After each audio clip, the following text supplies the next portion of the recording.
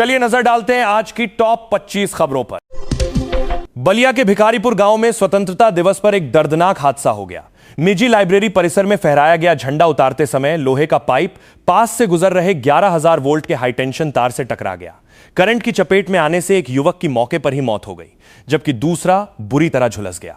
घायल युवक को गंभीर हालत में इलाज के लिए अस्पताल में भर्ती कराया गया है। घटना के बाद इलाके में मातम पसर गया और पुलिस जांच में जुट गई है। गोरखपुर में रविवार सुबह कांवड़ियों से जुड़ी ट्रैक्टर ट्रॉली हादसे का शिकार हो गई। पिपराइच थाना क्षेत्र के जंगल अहमद अली शाह उर्फ तुर्रा में ट्रैक्टर ट्रॉली पर लगा डीजे सड़क किनारे गुजर रहे बिजली के तार के संपर्क में आ गया। तार से सटते ही डीजे और ट्रॉली में करंट उतर गया, जिसकी चपेट में आने से 2 कांवड़िए झुलस गए। इलाज के दौरान एक कांवड़िए की मौत हो गई, दूसरे कांवड़िए की हालत नाजुक बताई जा रही है। रविवार सुबह महाराजगंज के जवाहर नवोदय विद्यालय में बच्चों को परोसे गए खाने में मरा हुआ मेंढक मिलने से हड़कंप मच गया। कक्षा 9 के एक छात्र की थाली में दाल के साथ मेंढक दिखाई दिया। इसे देखते ही छात्र घबरा गया और आसपास बैठे बच्चों को जानकारी दी। दाल में मेंढक देख और छात्र भी सकते में आ गए और खाना छोड़ दिए। भोजन की साफ सफाई को लेकर नाराज छात्रों ने हंगामा शुरू कर दिया। सूचना पर स्कूल प्रशासन मौके पर पहुंचा और बच्चों को समझाकर शांत कराया। मेरठ में बैंक मैनेजर यमन कंसल ने केवल 5 मिनट डिलीवरी लेट होने पर डिलीवरी बॉय अमित यादव को अपने फ्लैट में ले जाकर बुरी तरह पीट दिया। यह पूरी घटना पास में लगे सीसीटीवी कैमरे में कैद हो गई। मारपीट का वीडियो सामने आने और पीड़ित अमित यादव की शिकायत मिलने के तुरंत बाद पुलिस हरकत में आई। पुलिस ने मामला दर्ज करते हुए आरोपी UCO bank manager Yemen Kansal को गिरफ्तार कर लिया है और कानूनी कार्रवाई कर रही है। हरियाली तीज पर्व के दौरान उत्तर प्रदेश के मथुरा जिले के वृंदावन में वीआईपी हनक और ड्यूटी पर तैनात पुलिस अधिकारी के बीच तीखी नोकझोंक का मामला सामने आया है। सोशल मीडिया पर एक वीडियो तेजी से वायरल हो रहा है, जिसमें अलीगढ़ की कोल सीट से बीजेपी विधायक अनिल पाराशर और ड्यूटी पर तैनात डीएसपी अमित पाठक के बीच तीखी बहस हो रही है। आरोप है कि विधायक ने डीएसपी को वर्दी उतरवाने की धमकी दी। खेवान मोहल्ले में अवैध शराब, गांजा और सुल्फा की धड़ल्ले से हो रही बिक्री के खिलाफ महिलाओं और बच्चों का गुस्सा फूट पड़ा। लगातार शिकायतों के बावजूद कोई कार्रवाई न होने से नाराज जेन अल्फा बच्चों और स्थानीय महिलाओं ने रविवार को सड़कों पर उतरकर उग्र प्रदर्शन किया। प्रदर्शनकारियों का आरोप है कि इलाके में खुलेआम नशे का कारोबार फल फूल रहा है, जिससे युवा पीढ़ी बर्बाद हो रही है। प्रशासन की अनदेखी से तंग आकर अब स्थानीय निवासियों ने खुद इस अवैध नशाखोरी के खिलाफ आवाज उठानी शुरू कर दी है। नेपाल के पहाड़ी इलाकों में हो रही मूसलाधार बारिश के चलते घाघरा नदी विकराल रूप धारण कर चुकी है। बैराजों से छोड़े गए लाखों क्यूसेक पानी के कारण एल्गिन ब्रिज पर जलस्तर खतरे के निशान को पार कर गया है। इससे गोंडा, बहराइच और बाराबंकी के तटीय इलाकों में बाढ़ और कटान का भयंकर खतरा मंडराने लगा है। तटवर्ती गांवों में पानी घुसने की आशंका से निवासियों में हड़कंप मचा है। प्रशासन ने संवेदनशील इलाकों में हाई अलर्ट जारी करते हुए निगरानी बढ़ा दी है। रक्षाबंधन के त्योहार पर भाई को राखी बांधने जाने वाली महिलाओं के लिए बड़ी खुशखबरी है। यूपी रोडवेज ने इस बार बहनों को 3 दिनों तक मुफ्त बस सेवा का शानदार तोहफा दिया है। महिलाएं 27 से 29 अगस्त तक उत्तर प्रदेश परिवहन निगम यूपीएसआरटीसी की बसों में बिना कोई किराया दिए मुफ्त में सफर कर सकेंगी। सरकार का यह कदम रक्षाबंधन पर बहनों की यात्रा को आसान, सुरक्षित और सुविधाजनक बनाने के उद्देश्य से उठाया गया है। इससे लाखों महिलाओं को सीधा फायदा पहुंचेगा। लखनऊ के किसान पथ पर जीसीआरजी कॉलेज के पीछे एक भीषण सड़क हादसा हो गया। तेज रफ्तार अनियंत्रित ट्रक ने बाइक सवार युवक अंकित को जोरदार टक्कर मार दी, जिससे उनकी मौके पर ही दर्दनाक मौत हो गई। सूचना मिलते ही पुलिस ने मौके पर पहुंचकर युवक को अस्पताल पहुंचाया, जहां डॉक्टरों ने उन्हें मृत घोषित कर दिया। हादसे के बाद ट्रक चालक वाहन समेत मौके से फरार हो गया। पुलिस ने शव को कब्जे में लेकर पोस्टमार्टम के लिए भेज दिया है और फरार चालक की तलाश में जुट गई है। शनिवार रात सरयू नदी ने मौजपुर रिंग बांध के पास भीषण कटान शुरू कर दी, जिससे रिंग बांध की सुरक्षा को लेकर हड़कंप मच गया। स्थिति की गंभीरता को देखते हुए बाढ़ कार्य खंड ने त्वरित कार्रवाई की और रात में ही बचाव कार्य कराकर बांध को सुरक्षित किया। इस खतरे को देखते हुए प्रशासन पूरी तरह अलर्ट मोड पर है। दूसरी ओर मौसम विभाग ने 16 अगस्त को पश्चिमी और पूर्वी उत्तर प्रदेश के कई हिस्सों में गरज चमक और वज्रपात के साथ तेज बारिश की संभावना जताई है। मथुरा में रविवार सुबह एक तेज रफ्तार अनियंत्रित डंपर ने सड़क किनारे खड़े 4 लोगों को रौंद दिया। इस भीषण हादसे में एक युवक और 5 साल की बच्ची की मौके पर ही मौत हो गई, जबकि युवक की मां समेत 2 लोग गंभीर रूप से घायल हो गए। घायलों को तुरंत अस्पताल में भर्ती कराया गया है। घटना से आक्रोशित स्थानीय व्यापारियों और ग्रामीणों ने सड़क जाम कर दिया और विरोध में बाजार बंद करा दिया। सूचना मिलते ही पुलिस ने मौके पर पहुंचकर लोगों को शांत कराया और डंपर को कब्जे में ले लिया। रायबरेली के ऊंचाहार में स्वतंत्रता दिवस का जश्न मनाकर घर लौट रहे 2 युवकों की सड़क हादसे में दर्दनाक मौत हो गई। मृतकों में 12वीं कक्षा का एक छात्र भी शामिल है। यह भीषण हादसा लखनऊ प्रयागराज राजमार्ग पर हुआ, जहां 2 तेज रफ्तार बाइकों की आमने सामने जोरदार भिड़ंत हो गई। हादसे में 3 युवक गंभीर रूप से घायल हो गए थे, जिन्हें इलाज के लिए अस्पताल ले जाया गया, लेकिन डॉक्टरों ने 2 को मृत घोषित कर दिया। घटना के बाद परिजनों में कोहराम मच गया है और पुलिस मामले की जांच कर रही है। लखीमपुर में इंसानियत को शर्मसार करने वाली घटना सामने आई है, जहां एक लड़की को अकेला देख 3 युवकों ने उसे जबरन घसीट लिया। इसके बाद तीनों दोस्तों ने युवती के साथ बेरहमी से गैंगरेप किया और उसे गंभीर हालत में मौके पर छोड़कर फरार हो गए। पीड़ित युवती की हालत बेहद नाजुक बनी हुई है और उसे इलाज के लिए अस्पताल में भर्ती कराया गया है। घटना की सूचना मिलते ही एक्शन में आई पुलिस ने त्वरित कार्रवाई करते हुए तीनों आरोपियों को हिरासत में ले लिया है और मामले की कानूनी जांच जारी है। अयोध्या स्थित श्री राम मंदिर में पुजारियों के लिए एक नया ड्रेस कोड लागू कर दिया गया है। इसके तहत अब मंदिर के सभी पुजारी एक समान पारंपरिक वेशभूषा में नजर आएंगे। नए नियमों के अनुसार पुजारी अब हल्के पीले रंग की रेशमी धोती और उसी रंग का रेशमी उत्तरीय अंगवस्त्र धारण करेंगे। मंदिर प्रशासन द्वारा लागू की गई इस व्यवस्था का उद्देश्य परिसर में एकरूपता, गरिमा और सात्विक परंपरा को बनाए रखना है। सपा अध्यक्ष अखिलेश यादव ने केंद्र सरकार और भारतीय जनता पार्टी पर हमला बोलते हुए देश की सुरक्षा और सीमाओं को लेकर गंभीर सवाल उठाए हैं।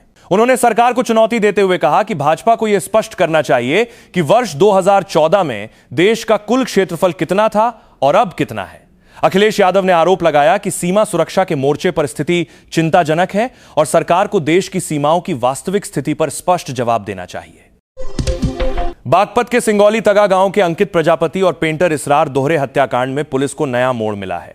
मामले के दूसरे आरोपी कृष्ण यादव ने पूछताछ में बड़ा खुलासा करते हुए बताया कि आरोपी साधु सट्टे के नंबरों और तंत्र मंत्र क्रियाओं के जरिए अपना साम्राज्य बढ़ा रहा था। वहीं दूसरी ओर अंकित और इसरार की पोस्टमार्टम रिपोर्ट सामने आ गई है, लेकिन उसमें मौत के स्पष्ट कारणों का पता नहीं चल सका है। इसके बाद पुलिस ने बिस्तरा सुरक्षित रख लिया है और फॉरेंसिक जांच के जरिए मौत की असल वजह जानने में जुटी है। चंबल नदी में रविवार को एक बड़ा हादसा होते होते टल गया, जब 100 से भी अधिक यात्रियों से भरी एक मोटर बोट अचानक अनियंत्रित होकर नदी के तेज बहाव में बहने लगी। बोट बहते ही सवारियों में चीख पुकार और अफरा तफरी मच गई। अचानक आई इस आफत के बाद नाविकों और स्थानीय लोगों की मुस्तैदी से कड़ी मशक्कत के बाद बोट पर नियंत्रण पाया गया और सभी यात्रियों को सुरक्षित किनारे पहुंचा दिया गया। गनीमत रही कि समय रहते स्थिति संभल गई और एक बड़ा हादसा होने से बच गया। मुंबई जाने वाली उड़ान के एक यात्री के हथियार की जांच के दौरान अचानक एक राउंड गोली चल गई। इस हादसे में सिक्योरिटी चेकिंग के पास खड़े AAICLAS के 2 कर्मचारी गोली लगने से घायल हो गए। घटना के तुरंत बाद अफरा तफरी मच गई और दोनों घायल कर्मचारियों को इलाज के लिए न्यू लक्ष्मी ट्रॉमा सेंटर में भर्ती कराया गया। पुलिस को मामले की सूचना दे दी गई है और उसने मौके पर पहुंचकर घटना की जांच शुरू कर दी है कि गोली किन परिस्थितियों में चली। अलीगढ़ में पुलिस ने पत्नी के पूर्व प्रेमी की हत्या के बाद उसके शव को ठिकाने लगाने वाले पति को गिरफ्तार कर लिया है। महिला ने 30 अप्रैल को अपने नए प्रेमी के साथ मिलकर अपने पूर्व प्रेमी की हत्या कर दी थी। हत्याकांड को अंजाम देने के बाद महिला ने अपने पति और नए प्रेमी की मदद से शव को नहर में फेंकवा दिया था। मामले का खुलासा होने पर पुलिस ने त्वरित कार्रवाई करते हुए आरोपी पति को गिरफ्तार कर लिया है और घटना में शामिल अन्य आरोपियों की तलाश जारी है। बरेली में एक महिला के साथ दुष्कर्म करने और उसके बाद उसे बेचने का सनसनीखेज मामला सामने आया है। पीड़ित महिला ने आरोपी युवक के खिलाफ नामजद तहरीर देकर सख्त कार्रवाई की गुहार लगाई है। पीड़िता का आरोप है कि आरोपी ने उसके साथ हैवानियत की और फिर उसे किसी अन्य के हाथों बेच दिया। शिकायत को गंभीरता से लेते हुए पुलिस ने मामला दर्ज कर जांच शुरू कर दी है। पुलिस का कहना है कि आरोपों की निष्पक्षता से जांच की जा रही है और जल्द ही आरोपी को गिरफ्तार कर लिया जाएगा। गोरखपुर की एक महिला ने अपने पति और ससुराल वालों पर प्रताड़ना का गंभीर आरोप लगाते हुए FIR दर्ज कराई है। पीड़िता के मुताबिक हनीमून के दौरान पीरियड आने पर पति बेहद भड़क गया और होटल के कमरे में ही उसका गला दबाकर जान से मारने की कोशिश की। दिल्ली स्थित ससुराल आने के बाद भी जुल्म का सिलसिला नहीं थमा और शादी के महज 45 दिनों के भीतर ही ससुराल वालों ने उसके साथ मारपीट कर उसे घर से बाहर निकाल दिया। पीड़ित महिला की शिकायत पर पुलिस ने मामला दर्ज कर जांच शुरू कर दी है। बरेली के नवाबगंज सेंट्रल मार्ग पर शनिवार दोपहर एक दर्दनाक सड़क हादसा हो गया। एक अज्ञात वाहन ने बाइक को जोरदार टक्कर मार दी, जिससे 36 वर्षीय सूरज उर्फ रिंकू की मौके पर ही मौत हो गई। हादसे में सूरज की पत्नी सरिता गंभीर रूप से घायल हो गई, जिन्हें तुरंत इलाज के लिए अस्पताल में भर्ती कराया गया है। सूचना मिलने पर पहुंची पुलिस ने शव को पोस्टमार्टम के लिए भेज दिया है और टक्कर मारकर भागने वाले अज्ञात वाहन व चालक की तलाश शुरू कर दी है। बारिश के कारण गंगा एक्सप्रेसवे की सड़क का एक हिस्सा अचानक धंस गया, जिससे हड़कंप मच गया। घटना की सूचना मिलते ही यूपीडा की टीम तुरंत हरकत में आई और मौके पर पहुंचकर स्थिति को संभाला। यूपीडा की टीम ने जेसीबी की मदद से धंसे हुए हिस्से की त्वरित मरम्मत कराई। अधिकारियों के अनुसार मरम्मत का कार्य पूरा कर लिया गया है और अब एक्सप्रेसवे पर यातायात पूरी तरह से सामान्य और सुचारू रूप से चल रहा है। बरेली में रविवार तड़के हुई मूसलाधार बारिश से पूरा शहर जलमग्न हो गया और सड़कों पर भारी जलभराव की स्थिति बन गई। पानी के तेज बहाव और जलभराव के बीच सुभाष नगर इलाके में बैरिकेडिंग न होने के कारण एक ई रिक्शा अनियंत्रित होकर नाले में जा गिरा। हादसे के तुरंत बाद स्थानीय लोगों ने मुस्तैदी दिखाते हुए कड़ी मशक्कत के बाद ई रिक्शा को नाले से बाहर निकाला। गनीमत यह रही कि इस घटना में चालक या यात्रियों को कोई गंभीर चोट नहीं आई। मौसम विभाग ने जिले में बीते 24 घंटों में 30.8 मिमी बारिश दर्ज की है और क्षेत्र में सोमवार तक भारी बारिश का ऑरेंज अलर्ट जारी किया है। इलाहाबाद हाईकोर्ट की लखनऊ खंडपीठ ने प्राथमिक विद्यालयों के शिक्षकों के अंतरजनपदीय तबादलों को लेकर बड़ा फैसला सुनाया है। कोर्ट ने साफ कहा कि शिक्षक तबादले के लिए आवेदन करते समय अपनी पसंद के किसी खास विद्यालय में तैनाती पाने का दावा या अधिकार नहीं कर सकते। न्यायमूर्ति पंकज भाटिया की पीठ ने राज्य सरकार की जून 2026 की तबादला नीति को बरकरार रखते हुए शिक्षकों की याचिका खारिज कर दी।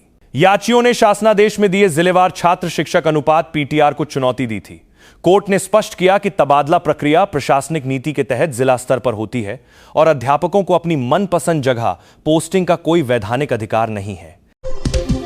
लंपी स्किन डिजीज से बचाव के लिए पशुपालन विभाग ने अलर्ट जारी करते हुए पशुपालकों को सतर्क रहने की सलाह दी है। विभाग ने अपील की है कि पशुओं में बीमारी के लक्षण दिखते ही तुरंत नजदीकी पशु चिकित्सा अधिकारियों को सूचित करें।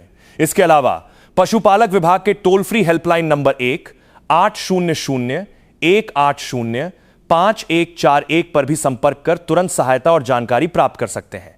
समय पर इलाज और सावधानी से इस बीमारी के प्रसार को रोका जा सकता है। सिकंदराराव कोतवाली क्षेत्र में एटा हाईवे पर गांव उमरावपुर के पास एक दर्दनाक हादसा हो गया, जहां नोएडा से उन्नाव जा रही कार अनियंत्रित होकर पलट गई। इस भीषण हादसे में कार सवार 3 लोगों की मौके पर ही मौत हो गई। कार में मौजूद एक बच्चे समेत 4 अन्य लोग गंभीर रूप से घायल हो गए। हादसे की सूचना मिलते ही पुलिस मौके पर पहुंची और सभी घायलों को तुरंत जिला अस्पताल में भर्ती कराया, जहां उनका इलाज जारी है। समाजवादी पार्टी के मुखिया एवं सांसद अखिलेश यादव अभी से चुनावी मोड में आ गए हैं। उत्तर प्रदेश में अगले साल विधानसभा के चुनाव हैं। अखिलेश यादव ने अभी से वादों का ऐलान करना शुरू कर दिया है। अखिलेश यादव ने लखनऊ में प्रेस कॉन्फ्रेंस करते हुए कहा, मैं अपने तमाम साथियों को भरोसा दिलाता हूं कि आने वाले समय में जब समाजवादी सरकार होगी तो 16 अगस्त की छुट्टी महारानी वीरांगना अवंतीबाई लोधी के जी के सम्मान में हम लोग करेंगे। उत्तर प्रदेश के फर्रुखाबाद जिले के कमालगंज से रिश्तों को शर्मसार कर देने वाला मामला सामने आया है। आरोप है कि एक पति ने अपनी पत्नी के गले में दुपट्टा बांधकर उसे गंगा नदी में फेंक दिया। नदी में गिरने के बाद पीड़िता चिल्लाती रही। हालांकि महिला ने हिम्मत नहीं हारी और तैरकर किसी तरह नदी के किनारे पहुंच गई। स्थानीय लोगों ने उसे सुरक्षित बाहर निकाला। सहारनपुर के सरसावा में एक स्कॉर्पियो डिवाइडर से टकरा गई। यह टक्कर इतनी भयंकर थी कि कार में सवार आईटीबीपी के डीआईजी और कार चला रहे कांस्टेबल की मौत हो गई, जबकि गनर की हालत गंभीर बनी हुई है। यह हादसा सुबह उस समय हुआ जब हल्की बरसात हो रही थी। डीआईजी परमिंदर सिंह अपने गनर जयराम और चालक रविशंकर के साथ मसूरी से चंडीगढ़ जा रहे थे। सरसावा के पास बरसात में डिवाइडर दिखाई नहीं दिया और टक्कर हो गई। देश भर में 15 अगस्त को आजादी का पर्व उत्साह और धूमधाम के साथ मनाया गया। आम नागरिकों के साथ देश की सुरक्षा और सेवा में जुटे पुलिसकर्मियों के लिए भी यह दिन खास रहा। बागपत की खेकड़ा कोतवाली में स्वतंत्रता दिवस का जश्न पुलिसकर्मियों ने अलग अंदाज में मनाया। देशभक्ति गीतों की धुन पर पुलिसकर्मियों ने जमकर नृत्य किया और एक दूसरे का उत्साह बढ़ाया। उत्तर प्रदेश के चंदौली जिले में एक महिला की संदिग्ध परिस्थितियों में किराए के कमरे से शव बरामद किया गया है। वहीं बिस्तर पर उसके पति को भी अचेत अवस्था में पाया गया, जिसके बाद उसे इलाज के लिए अस्पताल में भर्ती कराया गया है। डॉक्टर के मुताबिक पति की स्थिति गंभीर है। बताया जा रहा है कि 2 दिनों से पति पत्नी ने